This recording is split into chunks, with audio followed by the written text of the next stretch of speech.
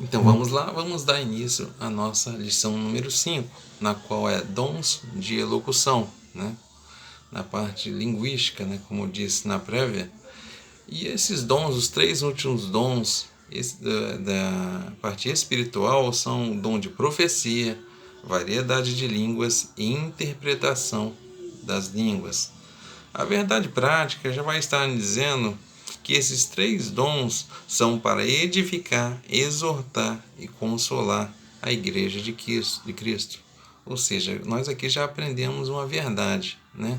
Tudo que é trazido para a igreja, na qual não é para edificar, exortar e consolar a igreja, muitas vezes não vem da parte de Deus. Amém?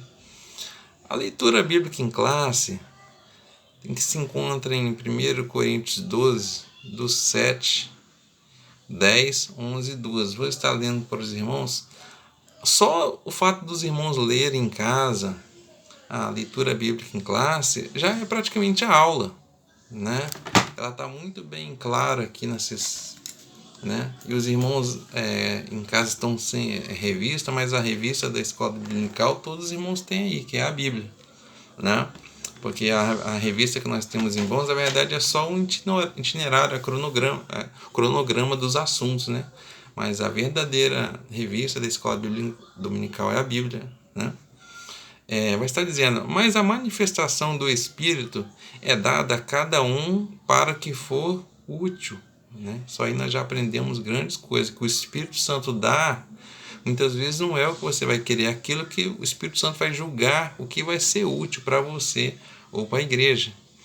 E a outra, a operação de maravilha, e a outra, a profecia, e a outra, o dom de discernir os espíritos, e a outra, a variedade de línguas, e a outra, a interpretação de línguas. Mas um só é o mesmo Espírito, opera todas as coisas, repartindo particularmente como ele quer.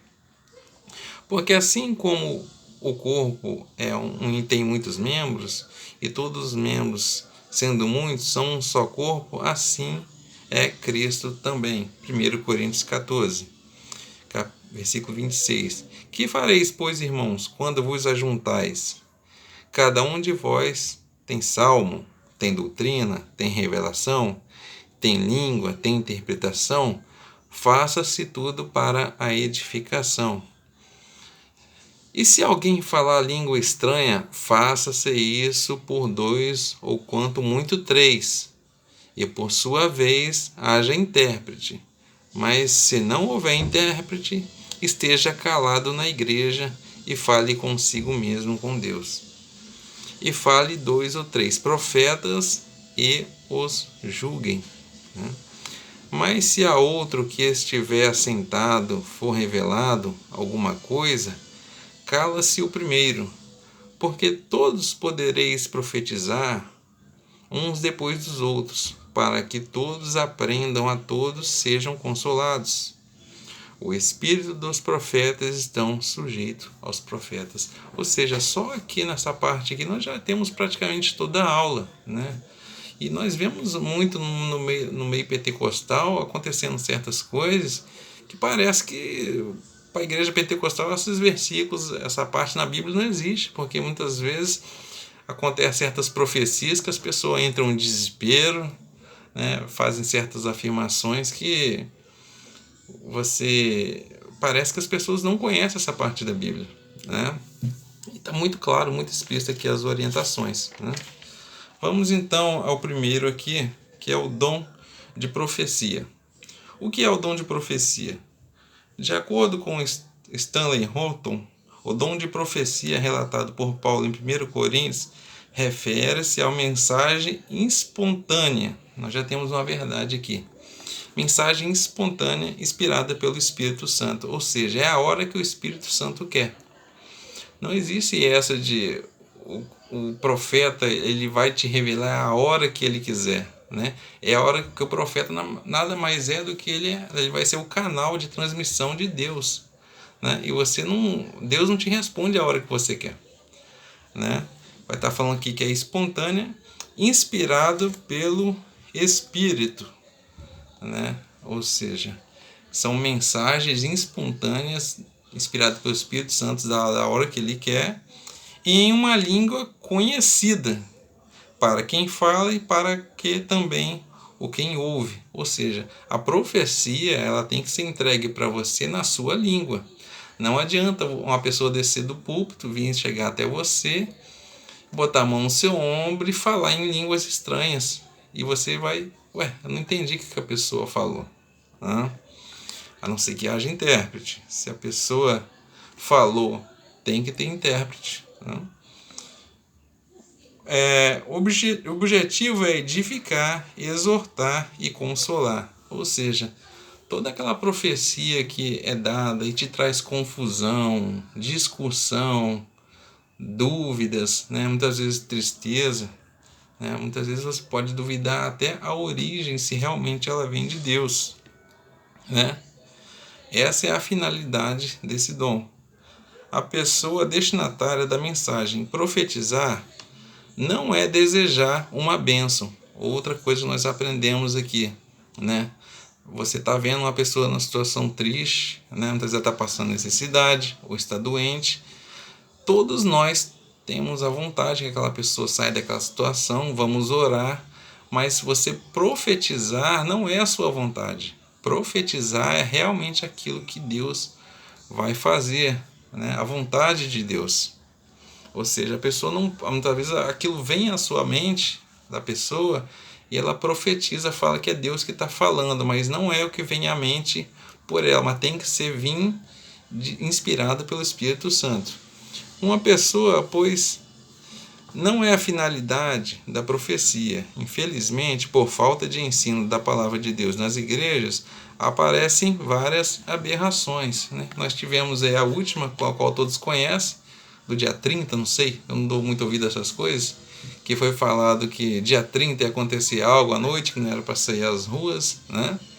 Ou seja, existem regras na Bíblia que, para a maioria dos crentes, as pessoas poderiam julgar aquela profecia, e facilmente, claramente, estava que não era vinda de Deus. Concernintemente ao uso incorreto destes dons, não poucos crentes das igrejas locais sofrem com as consequências das falsas profecias. Qual as consequências? Muitas vezes as pessoas já não dão crédito aos dons espirituais porque você vê muitas aberrações. Essa profecia ficou conhecida em muitos lugares através das redes sociais. Rede social é isso.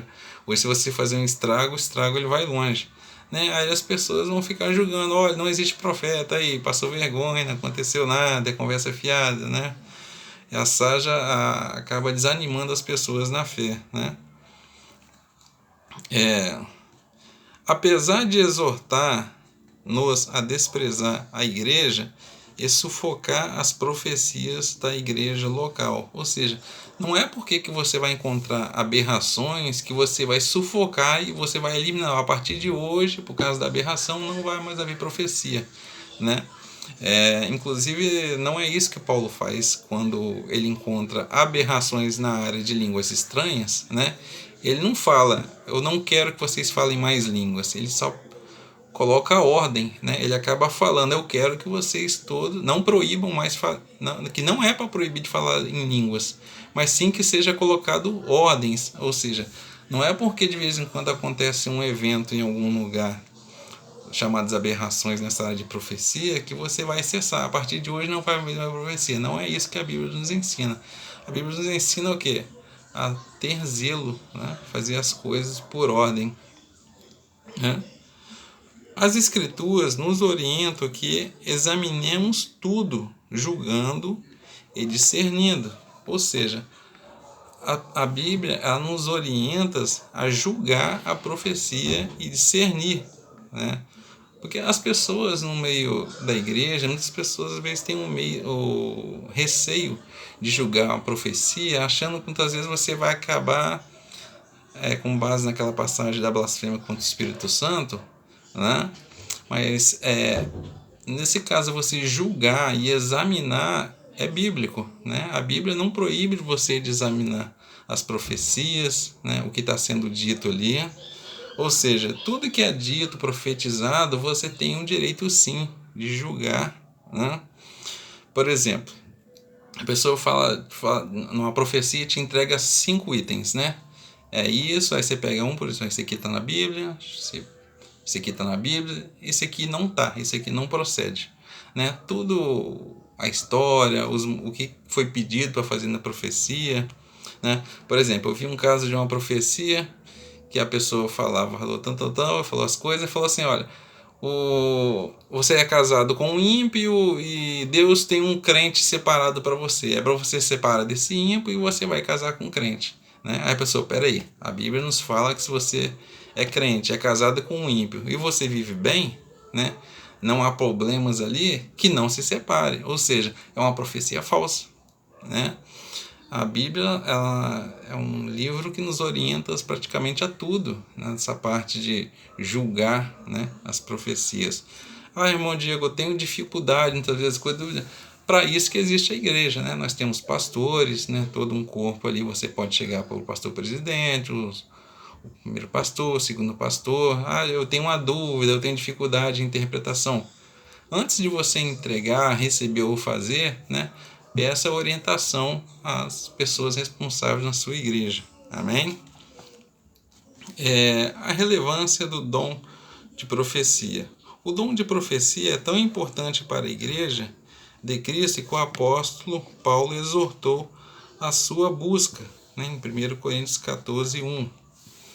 Não bastante, ele igualmente te recomendou que o exercício desse dom fosse observado pela ordem e cuidado nos cultos. Os crentes de Corinto deveriam julgar as profecias enquanto ao seu conteúdo e a origem de onde procedem. Né? Outra coisa que você deve analisar também é a origem, né? Da onde está vindo essa profecia. Muitas vezes até a vida da pessoa. Né? Muitas vezes a pessoa ela tem tanta orientação para te passar, mas para ela mesma ela não tem orientação. Né? É de você estranhar, não? Ele é um profeta, ele sempre tem uma orientação para todo mundo, mas para a vida dele mesmo, ele nunca tem uma revelação de Deus. Né? Pois elas possuem 3 fontes distintas. As profecias elas possuem 3 fontes. Deus, né, a qual nós nos interessamos, né, é verdadeira. O homem, porque a Bíblia vai estar falando que o coração do homem ela é enganoso. Né? Muitas vezes a pessoa não vai fazer por maldade. Né?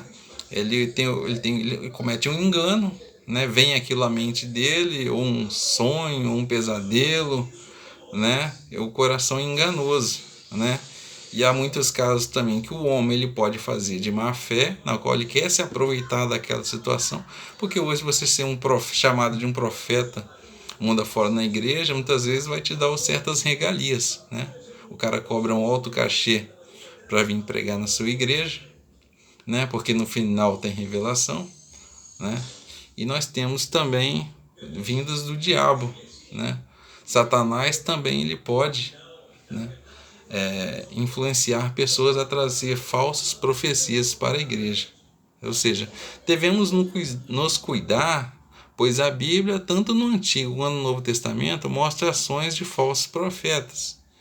O Senhor Jesus nos alertou: acautelai-vos, porém, dos falsos profetas, que vêm até nos vestidos de ovelhas, mas interiormente são lobos devoradores. Né? Nós temos que tomar muito cuidado, principalmente com pessoas que às vezes você recebe uma visita na igreja, né? E é uma pessoa que a gente não sabe a procedência e qual é a vida dela, e ela muitas vezes pode trazer uma palavra de confusão na igreja. Nós temos que tomar muito cuidado com isso. O propósito da profecia. A profecia contribui para a edificação do crente. A palavra edificação é a mesma palavra de construção mesmo, né? Quem trabalha com construção sabe muito bem do que é o significado. Edificação é o ato de você estar se construindo, né? Você está cada vez subindo, né? Aumentando, né?